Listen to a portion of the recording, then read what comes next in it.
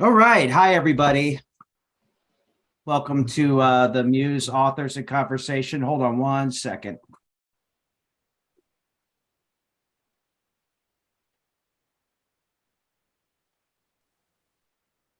Can everybody hear that double echo? No. No. Great. Okay. Awesome. Wednesday night. We got 2 weeks left in the new in 2022. I think it's been a very interesting year, like a lot of years coming up here. So I thank all of you for joining us here for the Authors in Conversation virtual edition. We have two really great authors here. Longtime friends of the Muse, teachers, former board members, current teacher, current board member, and also wonderful authors. My name's Sean Gervin. I'm the program director of the Muse Writers Center. In case you don't know, we are one of the largest literary centers in the country, and we offer creative writing classes and seminars and workshops to all ages, of all levels, in all genres. And we also offer tuition assistance to anyone who needs it. So please check out our website, the-muse.org. It is actually a new schedule came out on Friday. So everything starting in February is out there on the website. Check out all the different offerings, fiction, nonfiction, poetry, screenwriting, and lots of really cool seminars. And also we have a new membership program that's kicking off now. So if you're not a member of the Muse, before the holiday season, it's a perfect time to become a member of the Muse and pick one of those awesome designations that because like we are a nonprofit, we run on your love and support, and we couldn't do it without you. So check that out, the-muse.org. And for now, though, let's get on with the show. That sounds great. So I want to introduce both Kelly Sokol and Michael Krentz. I'm not going to read their bios, but I will say that they're both wonderful authors, wonderful humans. They've been with the Muse for quite a while now. Michael Krentz is currently on the board and also a teacher at the Muse for about 2 years or so. And Kelly Sokol is one of the first people I ever met on the Muse. She both and I, we were both Goddard graduates, actually, one of a really cool little graduate school up in Vermont. So we have a connection going way back. One of the first people that introduced me to the Muse. But they both recently this past year have had their second novel been released, and the descriptions will be down below that you can link on. I also want to thank Prince Books for being a co-sponsor of this event. You can order the books directly from Prince, and I think they both have both of them in stock too, actually, at least a couple. So definitely check them out, order it online if you'd like to, and go through Prince Books to support your local bookstores. So basically what I'm going to do is I'm going to turn it over to you guys by starting off with first Kelly or Mike, whoever wants to go first, kind of just talk about your little background as a writer, kind of like the name of your first book and the name of your second book. And then we'll go on from there. How's that sound? Sounds great. Kelly, you want to go first? Oh, well, sure. Hi, everybody. Good evening. I'm Kelly Sokol. I'm without question would not be here without the Muse. I would not have 2 books out, an audiobook out, and hopefully my 3rd book on the way soon if it weren't for this incredible community of writers. So if you are considering joining the Muse from wherever you are in the world, take the leap and do it.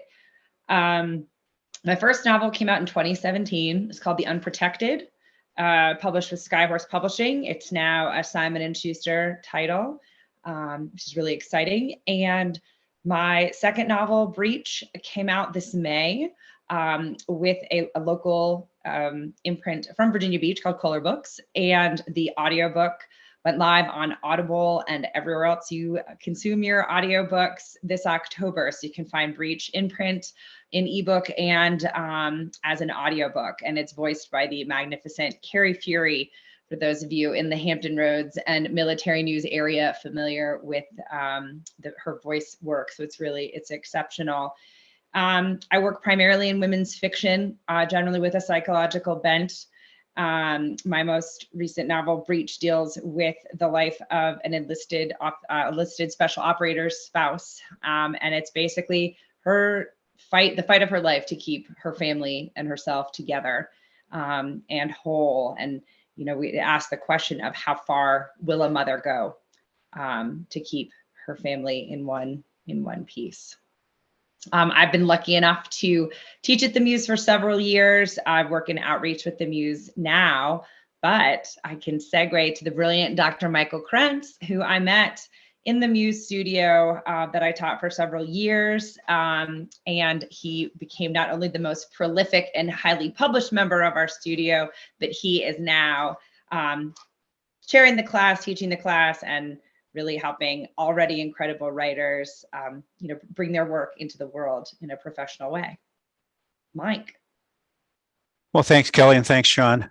Thanks for having us. And I do want to first of all say I've read both these books of Kelly's. Whoops, there we go, and they're fantastic. And I highly recommend them. I know she says she writes women's fiction, but it's really has much more generalized appeal than that. And I particularly enjoyed Breach because of my background in the Navy and having dealt with Navy families and Navy marriages and particularly in the enlisted community and understanding the stresses that they go through. And Kelly captured that just perfectly. So I highly recommend both those books.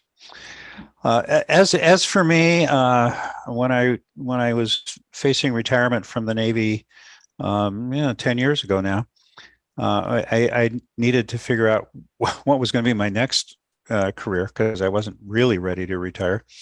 And so I'd always been interested in writing. So I started writing and I wrote a number of military fiction works based on my experience in the Navy and self-published them, and they did okay. And then I decided that I really needed to get back to my roots as an emergency physician and start writing medical thrillers. So I did, and the first of that series was Dead Already, which is right there in front of me, but the original title was something else. And I went to a pitch conference in New York City. It was a great experience. 3 or 4 days of budding writers coming to New York and actually learning from agents and editors about the publishing process, and also having the opportunity to pitch your book to these agents. And I went up there wondering how many agents were going to want to buy my book or do a contract to represent me. And 3 days later, I came back with my tail between my legs because what I learned in that experience was I was nowhere near ready to think about publishing a book. So that was how I got involved in the Muse, and I signed up for a fiction studio that was led by Kelly Sokol. And tremendous. I mean, just a quantum leap in the quality of that novel, including the change in the title. And I was able to get published. And I truly believe that would have never happened if I hadn't participated in the Muse over several fiction studios and workshops. So I actually have 3 novels. The ones behind me. Dead Already was the first of the Zach Winston series of, I call them medical conspiracy thrillers because that's kind of a common theme. The second one that came out just this year, just a few months ago, is Warm and Dead, which is the sequel. It also features the same main characters, Dr. Zach Winston, who's an emergency physician, and Bridget Larson, who's an attorney. Whom he met in the first book when he was sued for malpractice. My other book is called Angels Falling, and it's a standalone psychological thriller that I wrote in between these two. And it's a psychological thriller. Let's just put it that way. It's really good. Dark and twisty. Yeah, it's pretty dark, pretty twisty. So those are my books, and that military fiction series that I originally self-published is actually under contract with Touchpoint Press to be revised and republished. And the first one of those is coming out in February. It's not Tom Clancy military fiction. It's more character based. Particularly, some of the main characters are women who have risen to leadership in the Navy, which is a challenge in itself for a woman to achieve that level. It is what it is, and it certainly is better than it was 20 years ago. But so that's what I write. Awesome. I'm working on the third Zach Winston book as we speak. Well, that's amazing. So there's a lot going on there. So I really appreciate that. So I guess, you've written more than just 2 books, obviously. So I think that, but what I'd like to ask first for both of you, because I know you have been like someone who I remember both of your books coming out, both of the recent books coming out. So what I'm interested in is like, there's so many people that are students at the Muse or people that might even be watching this now that, their thing is to finish their first book, and to get it published. That's like a big thing. If you are someone who goes to an MFA program, it's kind of like pretty much every MFA student's dream to get their book published, which some people think that you do right when you graduate. They hand you a publishing contract, which is not true, right, Kelly? So definitely not. But it is like a big deal to get your book published, and that's kind of like what a lot of people are shooting for. And my question is that once that first book comes out, and you go through that whole rush of getting everything, all that. The accolades, the book release and everything, the ups and downs of that whole year of waiting for it to come out, or shorter, depending on your experience. It's just like that's finally over. In some cases, the book might be a success, a bigger success than you think, or maybe not as big as you hope for, or whatever. But as a writer, you want to write another book, right? So the question is like, what is that like? Like, is it something that you basically know exactly what you're going to write and start working on it? Like the book that you finished afterwards, Kelly Breach, was that something that was even in your mind when you were working on the first book? And I know, Mike, yours is a series, so obviously there's something there. But like, how does that process from finishing the first book, feeling really good about it, and then basically finishing the second book, or is it easier? Is it harder? Things like that. So who wants to take that first? I mean, I can jump in from us writing kind of standalone novels, because I'm excited to hear what Mike has to say about it. I've never even thought about attempting a series and how you plot that out and pull the threads through, multiple novels. But I think for me, it did feel like that kind of end all be all goal initially when I was told that a publisher wanted to buy my manuscript. You get that phone call from your agent, and it happened to me. It was so funny. I got the phone call in the middle of teaching a Muse studio, and I told my students at the time that an editor had asked for she'd liked the pitch, she'd asked for the book and was considering it, and all I knew was that the big marketing sales meeting was happening sometime in like a 2-week period. And so my phone rang, and it was my agent. This was like, "It's great, take it," But then I'm like, "Well, what if this is a bad, what if this is not good news?" Or because it had been on submission for about 18 months before Skyhorse bought it. And there's so many ups and downs. First, if you go the agent route, there's the querying of agents, which can be very difficult. And then even if you have the agent, then the process with pitching the novel and all those things. There's so many ups and downs in the publication process that I did learn with the Unprotected that I had to be writing throughout that, because that was kind of what kept me tethered.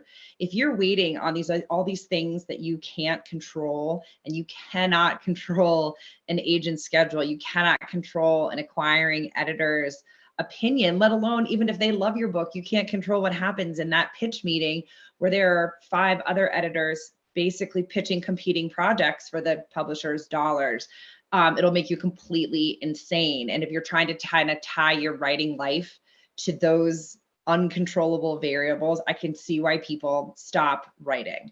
But for me, I learned writing through that process is what helped me through it. And I started writing Breach. I didn't realize I was writing Breach, the novel, as I was waiting from my last revision, I turned my last revision of The Unprotected in, and between that and publication day. So that was about 6 months or something. And that was when that novel started for me. Now, it took me 5 years after that first book to see Breach in publication. And it's a completely different story, completely different characters, completely different setting, timing, all of those things. But there was that nugget, that crisis moment that I started to think about, my new character, and then I met her in that moment. And that for me is always how it started. And I just had to start pulling that thread. And it reminded me again why we write, because it is to reach readers, and it is for so many other reasons. And if publication is your dream, then, that is so valuable and worthwhile. But we also write because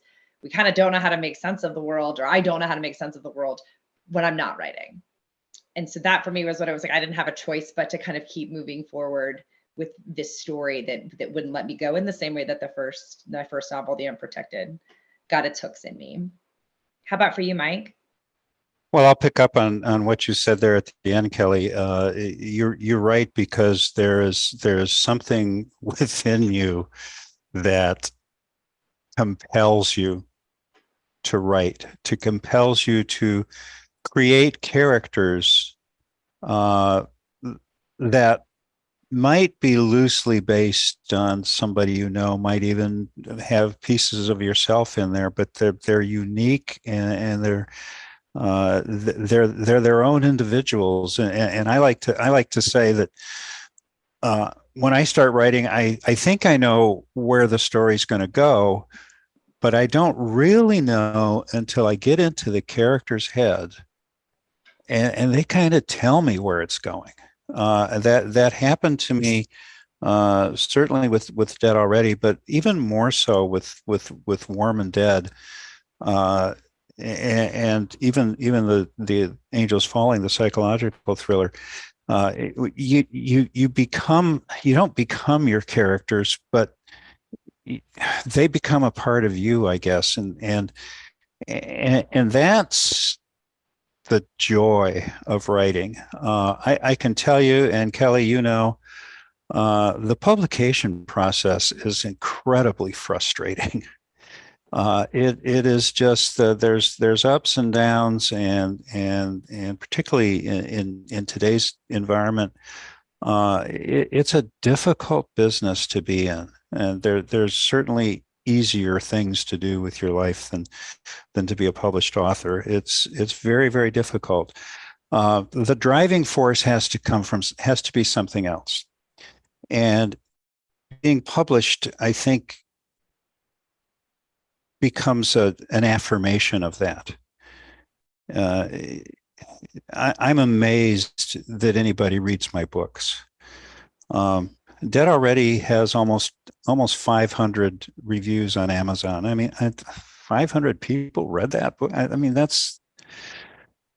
just amazes me, and it sort of tells me that those characters are real. They came out of my head, but people are relating to those characters, and I think that's the contribution you make when you write, and I think that's the joy that you get out of doing it. And like you said, Kelly, if you're not writing, it's really difficult to make sense out of the world.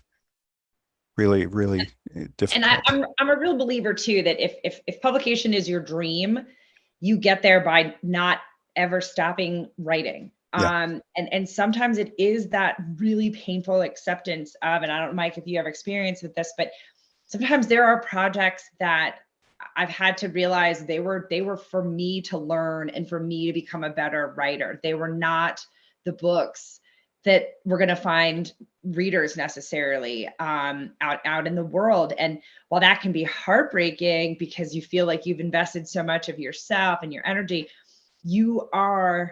there is like this aspect of a well to you as a writer and an artist that it's like, we have to work at it to get better. And there's something about that never stopping that also gives you the perspective as a writer to look and see how much better you can get over time as you're learning your craft and honing your craft. And it just gives you that different perspective. So if you just don't ever stop being in love with writing, you are going to find readers for your words. I really do believe that, regardless of how difficult, publishing can be and Yeah. gatekeeping and those types of things. Sounds I like would I would just add just a little bit to that. You need to keep writing. Absolutely, I agree with you on that, Kelly. But you eventually need to finish something. Yes. And you and I both know writers who spend all their time revising the first chapter. Yes. And eventually you've got to understand that this is never going to be perfect. And you need to get to the end so that you can finish it and then move on to the next one. Yeah, I'm a huge believer in getting that whatever you want to call it, the sloppy first draft, shitty first draft, whatever it is, get the draft done, because then you can make something magical out of it. It's really hard to make something from a blank page. You're absolutely right. But yeah, I love what you said about that. And I think it's kind of like, if you build it, they will come type of scenario. And it really has to do with the idea of like, if you have something to say and that's the only thing you can say, it's really how much you want it, and it's really not about the publishing becomes something. Once you figure it out, it's really still about the writing. The publishing is different things for different people. It's affirmation, like Mike said, and that's probably something that's really amazing when you're like, wow, I can't believe this many people read my book. That's affirmation, but it's about the writing. It's just like you have something to say, and that's what it's about. We have a question in here, which I think we'll go ahead and address. This is something the Muse is good for too, and maybe you can give the abridged version of this answer, Kelly. It's asking, how did you get in contact with your agent? Yes. And you still have the same agent, or so I don't actually. Okay. So I had an agent for my first book, and I used the query process, and that was an unsolicited submission. And so I made a list of editors that I thought, or agents that I thought might be interested in my work.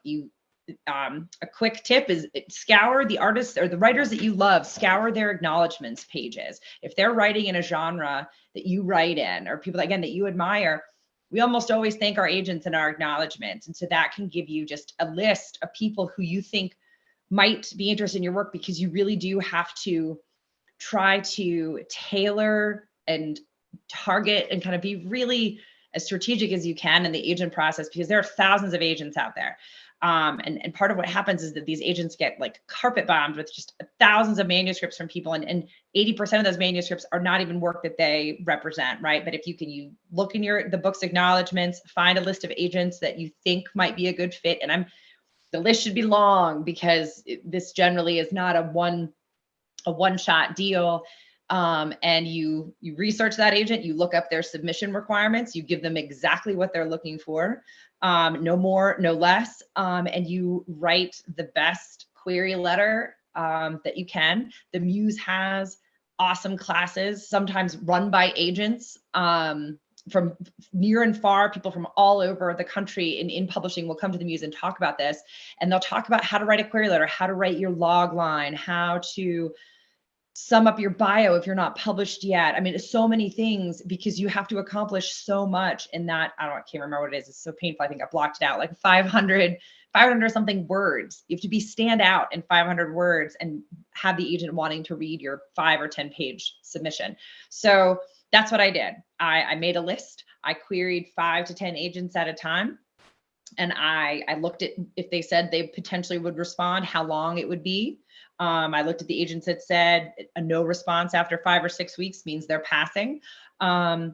Things like that. And I kept a spreadsheet. I just had an Excel spreadsheet, and I would go through and update things over time. If I got requests for more pages, I'd make a note to myself. If an agent passed on it, I made that note and kind of moved on. If I got feedback, I'd include that, and I would really think about it. It's quite rare to get feedback.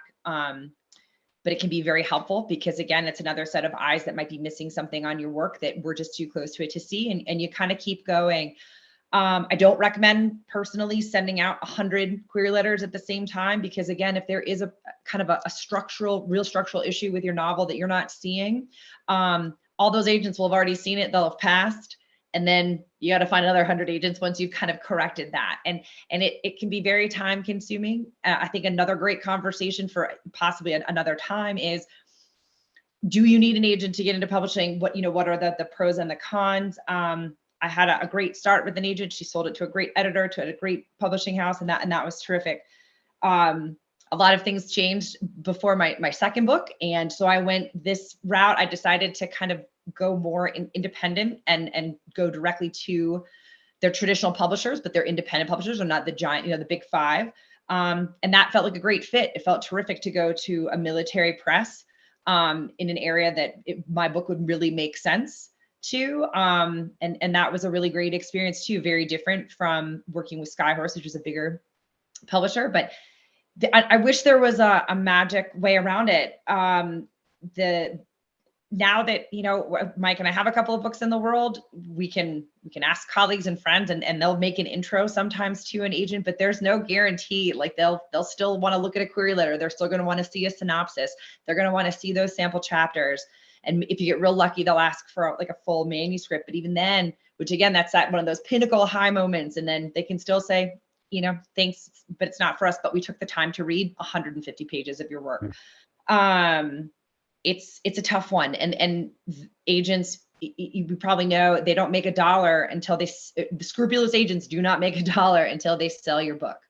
And so they're working on the same kind of dream and hope and strategy and the market in the way that they can. So it's a tough one, but it's worth. I'm going to get back out there, I think, in the spring and maybe look for an agent for my next book. I don't know, but that the process it's kind of old school, but it is what it is. There's a program called Query Tracker. There are a lot of online options to find different agents to submit your work to them. And again, you want to make it as easy for the agent as possible, and just really make sure that your work is as solid as it can possibly be before you send it out, because they're judging you. They're not judging you on you. They're not judging you on your personality. They're judging you on the pages that they have right in front of them, and that's all they have to go on.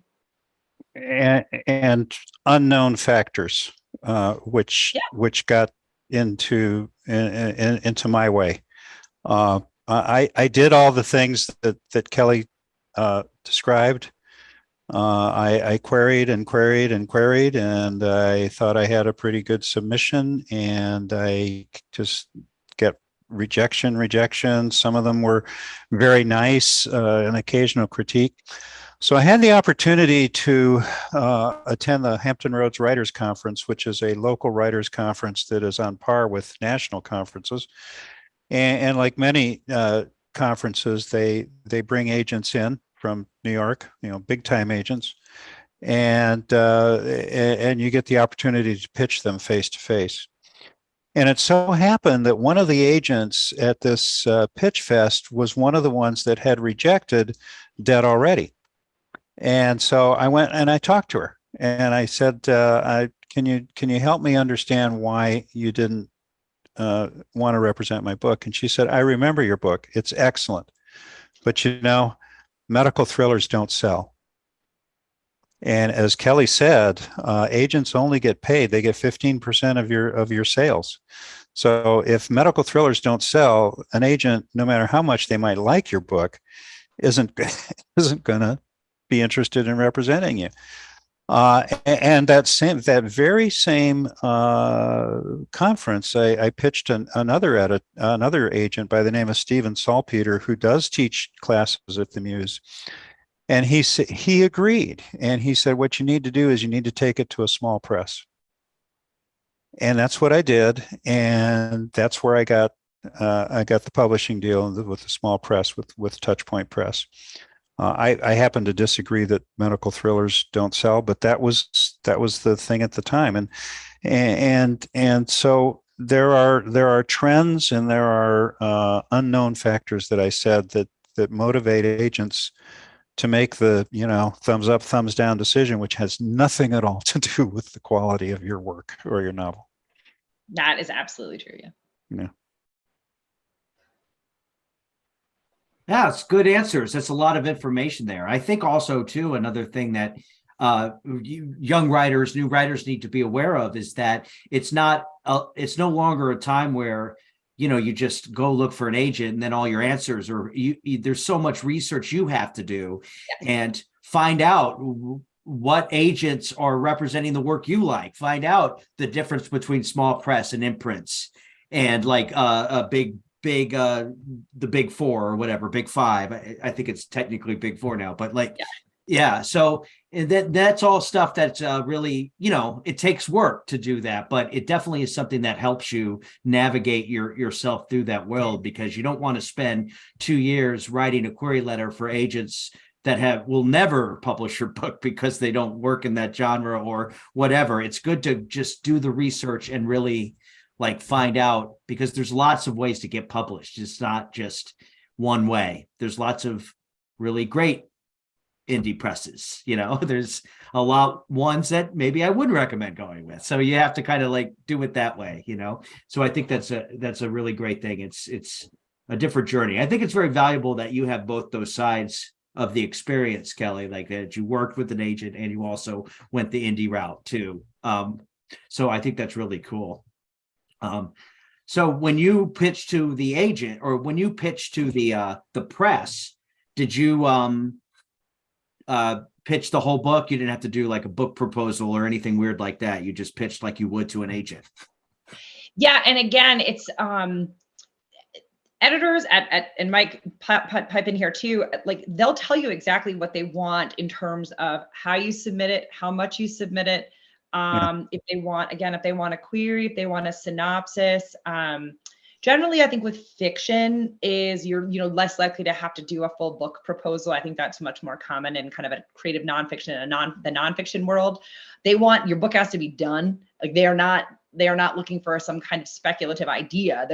Everybody in the world has a great idea for a novel that they haven't yet sat down to write. So they want a novel that is finished. They want a novel that is as camera ready as possible, because their editing staff is stretched super thin. And they usually are probably working other jobs because you're in it because you love it, not generally because it's going to make you a fortune.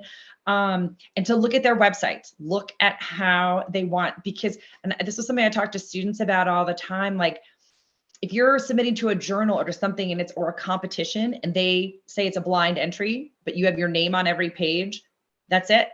They won't even read it. You're immediately not into consideration. So like make it as easy for somebody to say yes to you as possible. So follow all their rules.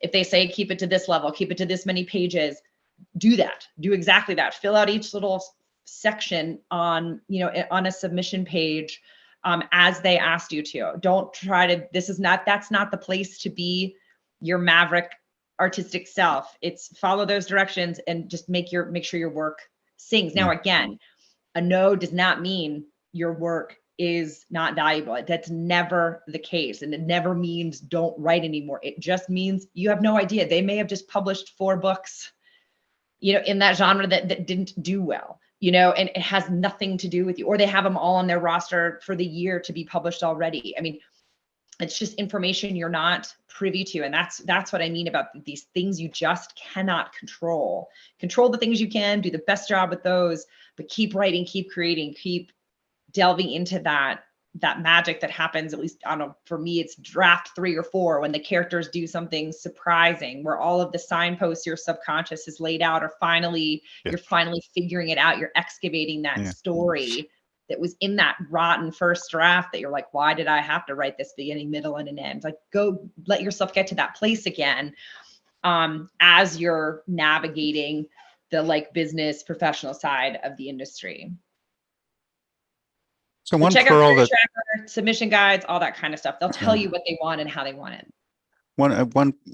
Absolutely. I mean, those directions are there because that's what they want you to do. But one pearl that I did get at that New York conference that I went to, and Kelly, I'd be interested in your comment on that. And that was, typically you send a query letter, maybe they want a number of pages or a couple chapters or something like that.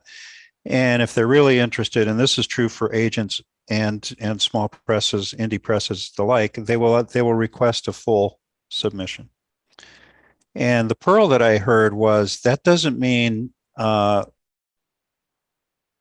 send today.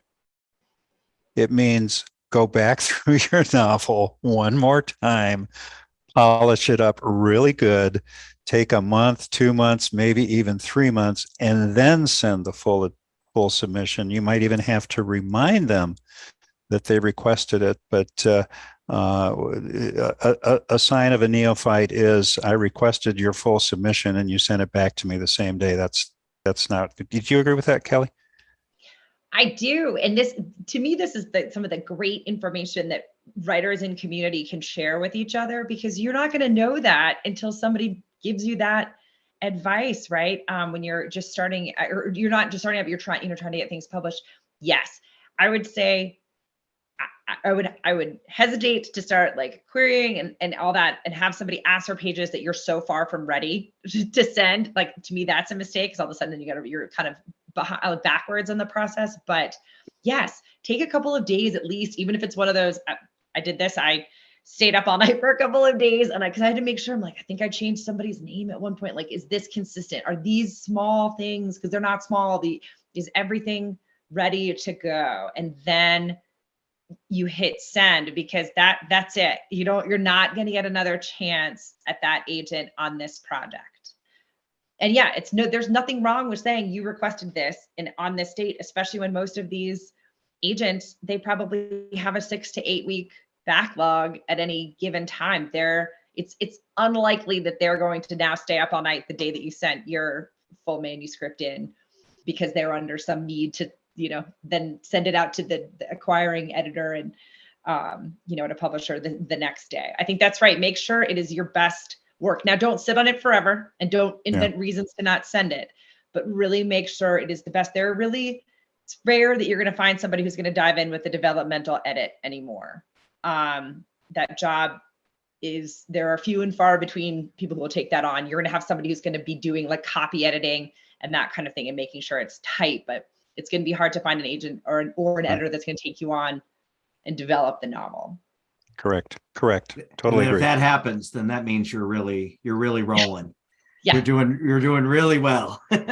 So that is dream. Oh, this is such great advice for people. This is worth a lot, to know about this. Even before if you're thinking about going to grad school, thinking about writing a book or anything like this, it's so good to educate yourself on all this stuff before you even pursue any of it, to know it, because it just will save you so much time to not worry about it and just write, really, and do this as those days that you don't necessarily feel the motivation to write. I look at research as a procrastination, which writers are very good at, right? It's part of writing. I'm writing today, but it's really just, looking things up on the internet.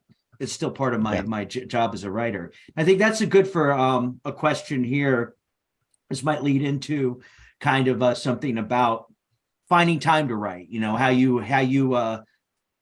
you guys face that and make time to write, since both of you might be busier than the others. Susan Paxton asked, Kelly, how do you have time to write a thriller with everything else you have been doing?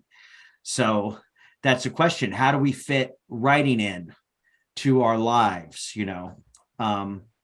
and we'll start from there. Like, what's your rituals or what's your motto on writing every day or writing in general?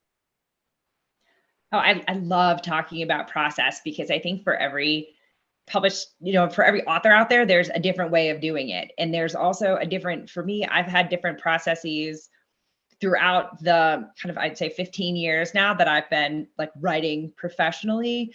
As my life has changed, my process has also had to change. So when I first started taking classes at the Muse, before I went to graduate school, I had very young children. And so I was writing at stolen hours, kind of these little nibbles of my day where I could, and it literally was shoved into the wedges of my life. And so that was what my process had to be then. And then as things change and as our day jobs changed and night job, like the other things we have to do to keep our lives moving along while we write, those hours evolved. And so for a long time, for most of my kind of since I finished The Unprotected and Into Breach.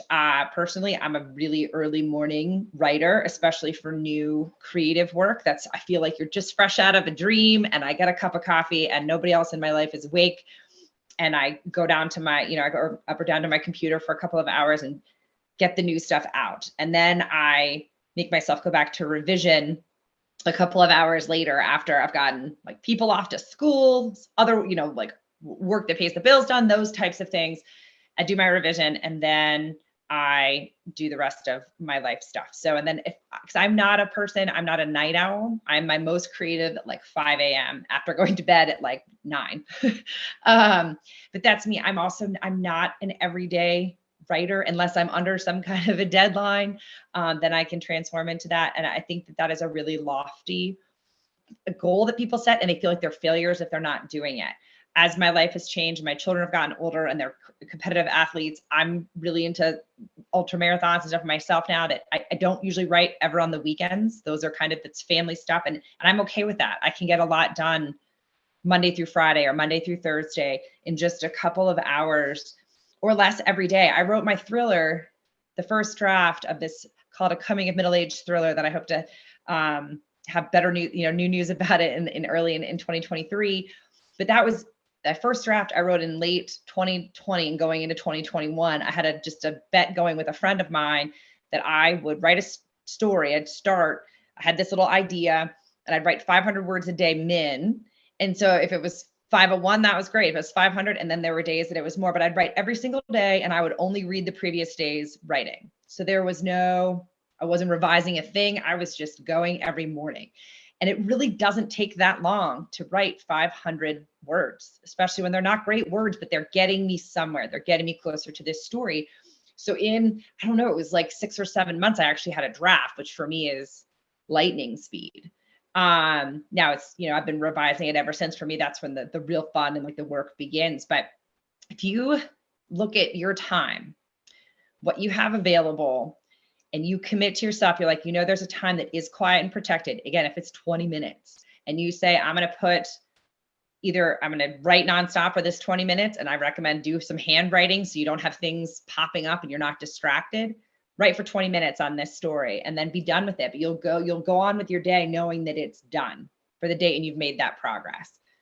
I think if you could put yourself in your seat and do your work for 20 minutes minimum, because usually it's going to balloon into something else, you're going to see real progress. If you think you've got to write for 10 hours a day, every day to get a book in the world, I think for me, that would be setting myself up for failure.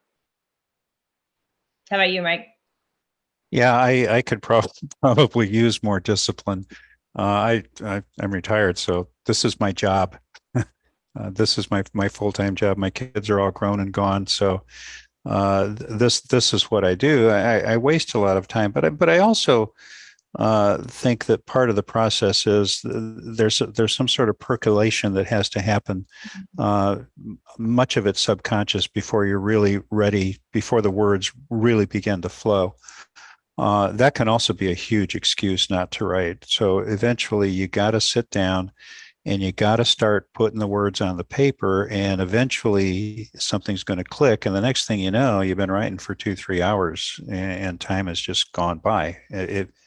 I'm fortunate to have the opportunity to do that. The other thing that is really helpful for me now is deadlines. I do well with deadlines are good for me. They force me to sit in the chair and write. And so I have some real deadlines with my publisher on books that I've got under contract, but you can make your own deadlines too. You can fashion your writing time according to whatever deadline makes sense to you. If I go several days or even as long as a week without writing, that's not good. It's not good for production. It's also not good for mental health. So. And you can use other writers as sort of your support system there, because everybody faces this struggle. Everybody faces this feeling of, why am I going to sit down and put words on paper that I don't know that anyone's ever going to read or that anybody else is ever going to care about? We care that you're writing. Other writers want you to be writing. And so you can find, like what I did with my friend, a very gentle way to say, all right, here are mine. Show me what you did today, and make it fun. And the Muse workshops and studios are great for that. Mhm. If I'm committed to submit 20 pages to the next studio for critique, then that requires that I sit down and I develop those 20 pages. I was about to say, thank God for the Muse. Like we have Yeah. this wonderful place in Norfolk, Virginia, and it really is not just workshops or anything. It's becoming more of a place. Come into the Muse. It's really about writing, and that's accountability. Doesn't have to be just with deadlines. That accountability can be just writers encouraging other writers. Accountability can be Yeah. an encouraging thing as well. Absolutely. So yeah, I think that's great. So we could probably talk for all night, Oh, yeah. I think, but I think that we should probably wrap it up. I have one more question I could send off with, if that's okay with you Sure. folks. Skip Keith is asking, and I'm kind of interested about this too, about the print books that you have moving, becoming an audiobook. Is that happening for either one of you? Yes. And what's that process like? I mean, what do you like about it? And what, give us the scoop on that. Mike, you're the expert here. Well, I'm not the expert. I'm the beneficiary of my when I signed my contract with Touchpoint Press. It also included an agent that handled the audio and film rights. I don't have any films in the works, but that agent sold actually all three of my books to Tantor Media, which is a major producer of audiobooks. And the contract is really between the publisher and Tantor, but I did get the chance to choose the narrator, and I was fortunate enough that the first one, I had my wife listen to it because she's got a hearing issue, and she said I can't understand this guy at all. So we rejected him, went to the next one, and the next one that we interviewed was Daniel Thomas May, who had a part in Walking Dead some time ago. And my wife said, he's perfect. I can hear everything he's saying, and he's really good. So he's my guy. He's narrated both of those books, but they're published by Tantor and distributed by Tantor, published on Audible and audiobooks and what all else. So I was pretty lucky with that process. It's really cool to move into the audio world because I didn't realize I'm a nerd. I'm a physical book. Like I'm obsessed with holding a book in my hands. And I realized that that's not the only way people consume literature. I mean, my husband, for example, is a devoted audiobook. He loves a podcast. He loves an audiobook. He's always listening to books. And so this is one of those little inside baseball, I guess, like publishing nuggets, the hard lessons I learned. My first book, I had an agent that, and I did not know how to really consider what rights I was retaining when I sold my manuscript and what I was giving over. And so while Skyhorse didn't sell the audiobook rights to produce it, I can't get my rights back at this point to produce the audiobook, which is, so it's unfortunate. Again, sometimes hard lessons, you learn them and you move on. So this go round, I retained the rights to my audiobook. So with Breach, it was such a cool experience getting to hear Marley, my protagonist's voice, out different than how it has always sounded in my head. And when you hit the voice that is the correct one for your character, I mean, I got like goosebumps. And it's really wonderful. And then it's so fun too to know the person in my case who read it, and she was so connected to the story, and a Navy veteran, and all of these things. It was just a really incredible experience. And now if you have I know we have a lot of actors at the Muse as well, and people who are singers, vocalists, all kinds of things. If you have a great voice and you love to dramatically present, and you can present prose, check out, there are several different companies, but one is ACX. They produce a lot of audible titles. And if you have the equipment or access to it, it's a very interesting way for creatives to, make some side money, and that's producing the audio for audiobooks. And then sometimes these people are then hired by the media producers like Tantor and other groups. So it was really cool, and hearing it was like discovering it in a whole different way. which is so interesting to me because you're so close to your narrative, you're so close to your characters, that to feel it differently than the hundreds of times I sat down to write Marley or read it aloud myself, or performed a reading. It was really special. I was really excited to have the chance with this book, and I hope it finds even different audiences and bigger audiences than the novel did. Yeah, that's awesome. That's kind of sounds like a really great experience, something that you might not even think about when you're writing it and trying to get it published, that you would one day have the option to hear someone read it in the voice of the character. That's pretty amazing. I used to, I was a filmmaker before, and that's kind of like the whole thing when you're writing scripts, is you're constantly thinking. And I do that when I'm writing too, like prose, I'm constantly thinking what it sounds like. So that's got to be the closest thing to having a movie, like it comes to like your words, your actual words that, are yours are being read, like, and acted. That's pretty cool, because that's the problem with making movies, is that, it's not just you. It takes like a village to make a movie, and I know that there's people that help writers along the way, but ultimately I think writing is something that you really have a lot of control over yourself. And that's why I prefer writing to anything right now, but that would be so cool. Awesome. Well, wow, this is really a lot of great information for people, and I hope you two had fun. Absolutely. Yeah, this is really great. I below in the comments on the Muse page, there are links to Prince Books. I want to thank Prince Books again for co-sponsoring. If you want to purchase Breach or Dead, Warm and Dead, or Dead Already, or any of their books, you could do it through Prince Books. That would be great to support a local bookstore, and also support these wonderful local authors. And add to that 500 review list on Amazon for Mike. Keep those numbers moving up. And to Kelly, always leave a 5-star review, right? And tell us how reviews are awesome. They really make a huge difference. Right. Yes. Yes, Really and do. they really do. And that's kind of like a great way writers can help each other too. But also, when this is uploaded on YouTube and everything, share this with other people too, this video, because this is stuff that, is very good information for writers. When writers have questions, they want to share it around, and there's some gems in here that can help people that maybe out there that have questions that you can't answer, and they were answered tonight by these two wonderful authors. So I want to thank you. Did you have any final words of wisdom as we go off into the soon to be holiday nights? Keep writing. Yes. Keep writing. Keep on keeping on.